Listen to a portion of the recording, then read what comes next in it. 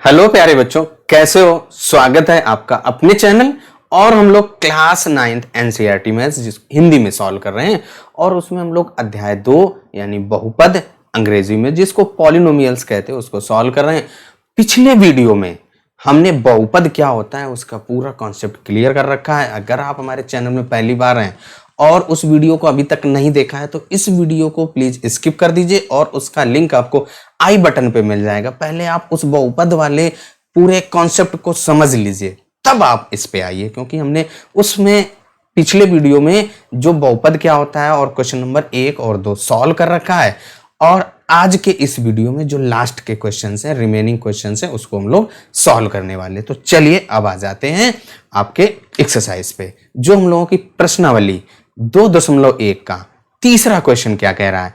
देखिए तीसरा क्वेश्चन क्या कह रहा है, 35 घात के द्विपद का और 100 घात के एक पदी का एक एक उदाहरण दीजिए। देखिए क्या करना है आपको, यहाँ पे दो पार्ट है। एक आपको क्या करना है, ऐसा बहुपद लिखना है यानी कि द्विपद वाला बहुपद जिसकी घात क्या हो 35 हो। तो देखिए हम लोग यहाँ पे x चर में लिखें, चाहे y चर में लिखें, या चाहे आप t चर में लिखें, आप फ्री हैं। तो सबसे पहला जो पार्ट है आपका उसको हम लोग x चर में अगर लिखते हैं तो देखिए px बराबर क्या हो जाएगा। हमें क्या करना है, घात कितनी लिखनी है 35, तो आप x चर में लिख रहे हैं तो आप x की घात 35 लिख दीजिए। घात क्या होती है, जो बहुपद की अधिकतम घात होती है, तो यहाँ पे अधिकतम घात। और इसके बाद आपका इसमें द्विपद है यानी कि एक बहुपद ऐसा लिखना जिसमें दो पद हो। तो एक पद तो हो गया, एक पद और लिख दीजिए, चाहे आप 2 लिख दीजिए, हो गया। इसका अगर और उदाहरण ले लें तो मान लो आपका 3x की घात 35 और -x की घात 30। लो आपका एक और उदाहरण, बहुत सारे उदाहरण लिख सकते हैं आप इसके।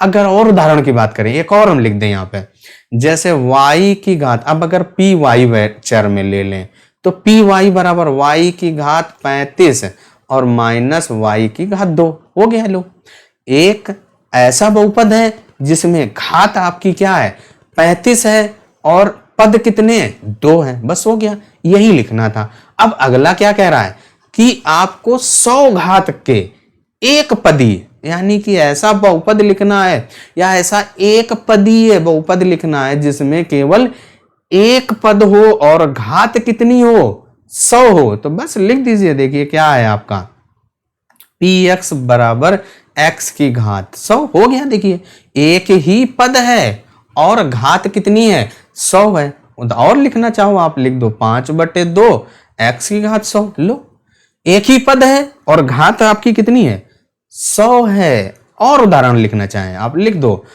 y चर में आप लिखना चाहो तो y की घात 100। लो इसके बाद आप मान लो 3/2 माइनस लगा दो y की घात 100, यानी घात हमको 100 रखनी है और पद भी एक रखना है। तो तीसरा क्वेश्चन आपका सॉल्व हो गया। इनमें इतने सारे एग्जांपल लगा दिए, आप अपने मन से भी बहुत सारे एग्जांपल लिख सकते हैं। तो चलिए तीसरा क्वेश्चन सॉल्व हो गया। अब आ जाते हैं अगले क्वेश्चन पर। चौथा क्वेश्चन आपका क्या कह रहा है, निम्नलिखित बहुपदों में से प्रत्येक बहुपद की घात लिखिए।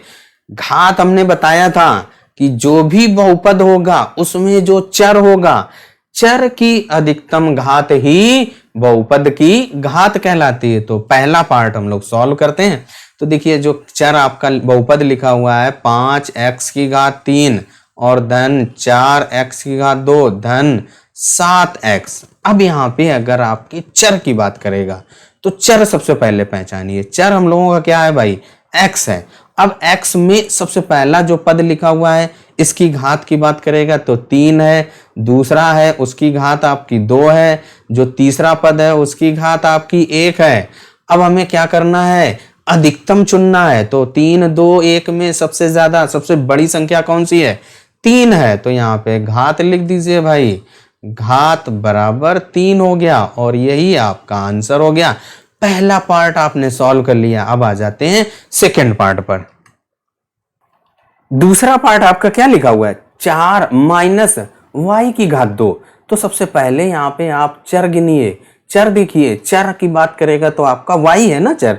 अब यहाँ पे जो पहला पद यहाँ पे 4 है तो जब आपको बताया था कि अगर कोई संख्या लिखी है तो उसकी घात 0 हो जाती है, और इसके बाद यहाँ पे दूसरा पद आपका y की घात 2 है, तो इस चर की घात क्या है, 2 है, तो यहाँ पे घात 2। अब 0 और 2 में अधिकतम क्या होगा, तो आपकी 2 होगा, तो यहाँ पे लिख दीजिए घात बराबर 2, यानी कि दूसरा पार्ट भी आपने सॉल्व कर लिया। अब इसके बाद जो तीसरा पार्ट क्या कह रहा है, 5t माइनस का रूट का 7। अब यहाँ पे आप चर पहचानिए, तो चर आपका क्या है भाई, t है, और इसमें अगर आपका जो पहला पद है उसमें देखें तो घात आपकी क्या है भाई, 1 है, और यहाँ पे संख्या लिखी है ना, तो संख्या की बताया था घात हमेशा 0 होती है, तो ये इसमें आपकी घात 0 हो गया।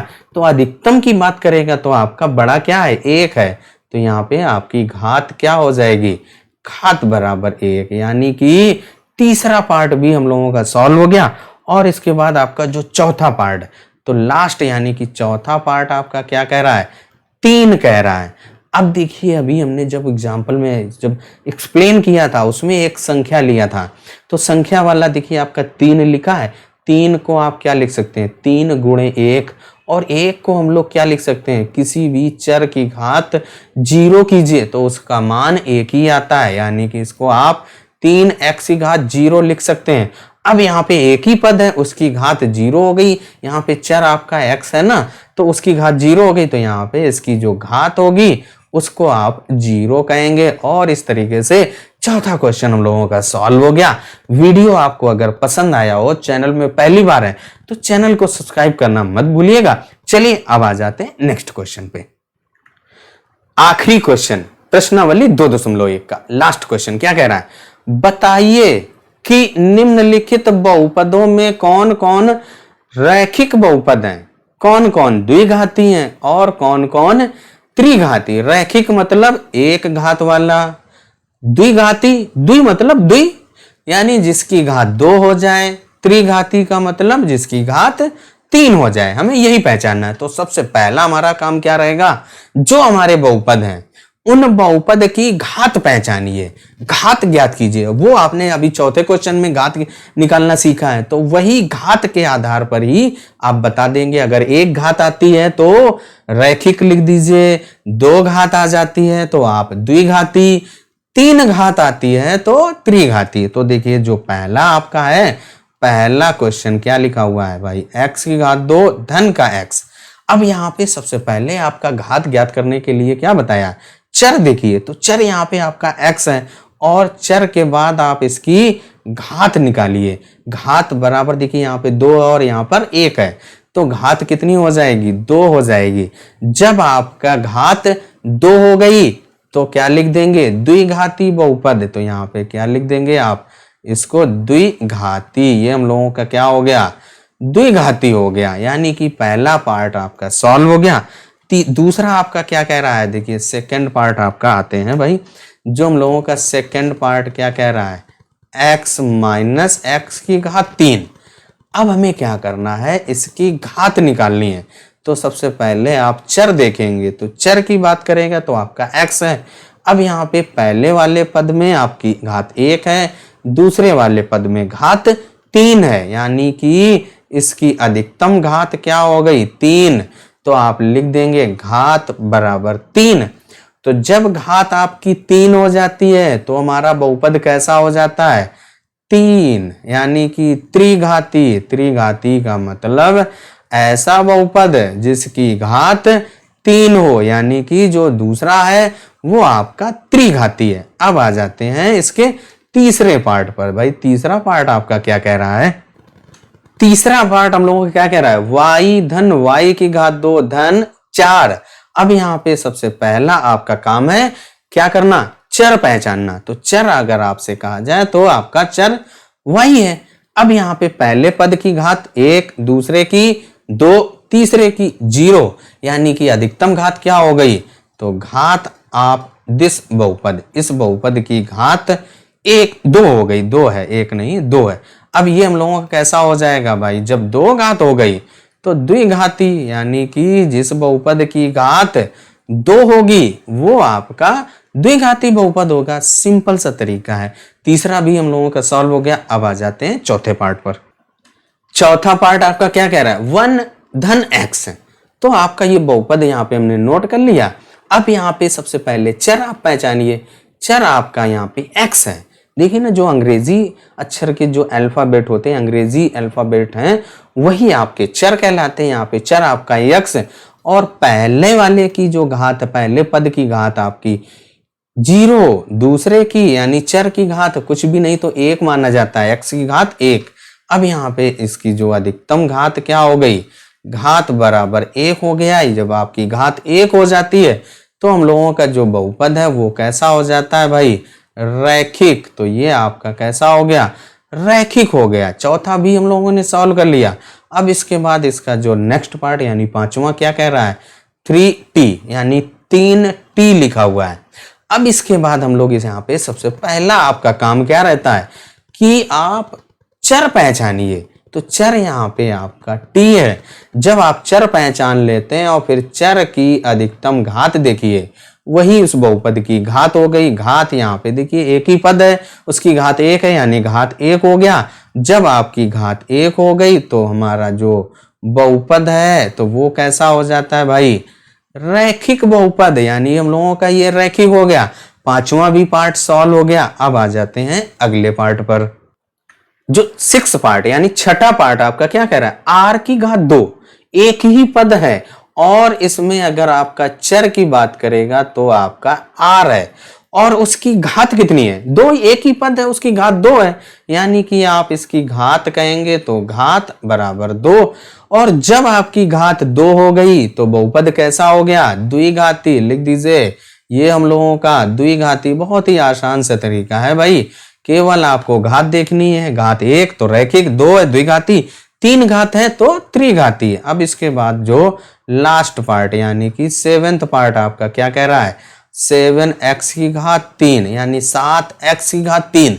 एक ही पद है और इसमें अगर आपका चर पूछे तो चर आप कहेंगे x है और इस x की घात कितनी है, 3 है, यानी कि घात बराबर क्या हो गई, 3 हो गई।